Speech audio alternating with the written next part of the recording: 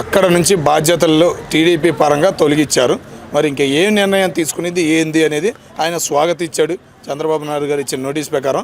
కాబట్టి ఇంకా ఏం జరిగిద్ది ఏంది అనేది చూడాలి.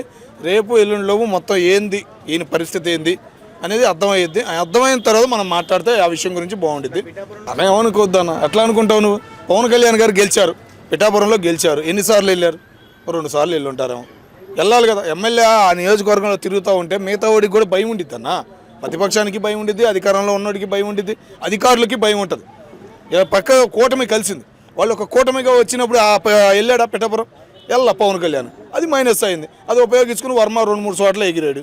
కార్యకర్తలకు నచ్చలేదు, జనసేన కార్యకర్తల వల్ల నలిగిపోయాడు.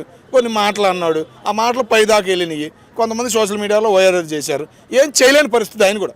మన మీటింగ్లో కూడా జరిగింది, టీడీపీ మీటింగ్లో కూడా పవన్ కళ్యాణ్ గారి గురించి మాట్లాడదాం, ఫోటోల గురించి చండుకోవడం మన టీడీపీలో లేదని కరెక్ట్ కాలకండగా చంద్రబాబు నాయుడు గారు చెప్పారు. అయినా కానీ ఇంకా మారలా. మరి ఎట్లా ఉంటుంది? కాబట్టి నిర్ణయం తీసుకున్నారు. ఆయన కూడా ఏం మాట్లాడుకుంటూ వెళ్ళాడంటే అది ఒక్కటే ఉదాహరణ. 2 సార్లు 3 సార్లు ఎమ్మెల్యేగా చేసినాడు అన్న, పార్టీ కోసం పోరాడాడు, చరిత్ర ఉంది. కాబట్టి ఆయన తగిన నిర్ణయం తీసుకుంటాడని మేము అనుకుంటాం. కార్యకర్తలు ఉంటారు, ఆయన ఎమ్మెల్యే పరంగా ఉండే కార్యకర్తలు ఉంటారు కదా, వాళ్ళు కొద్దిగా బాధపడతారు తప్ప టీడీపీ పరంగా బాధపడేది లేదు. వచ్చే క్యాండిడేట్ని బట్టి ఉంటుంది ఏదైనా మార్పు అనేది. క్యాండిడేట్ అయితే ఎవరో ఒకళ్ళు వస్తారు, ఆ వచ్చిన క్యాండిడేట్ని బట్టి అక్కడ టీడీపీకి ఏంది పరిస్థితి అనేది వచ్చిందని మేము అనుకుంటాం. ఎంతోమంది సీనియర్లు ఉన్నారు, ఉమా తెలుసా? మరి ఎంతోమంది ఉన్నారు సీనియర్లు, కాముగా ఉండారంటే అర్థం చేసుకోవాలి. ఎక్కువగా గుంటూరు, కృష్ణా జిల్లా సీనియర్లనే పక్కన పెట్టారు. ఆ లిస్టులో ఈయన కూడా ఉన్నారు, వర్మ గారు. కాబట్టి ఎక్కువ మాట్లాడారు. వాళ్ళు అందరూ మాట్లాడుతున్నారా?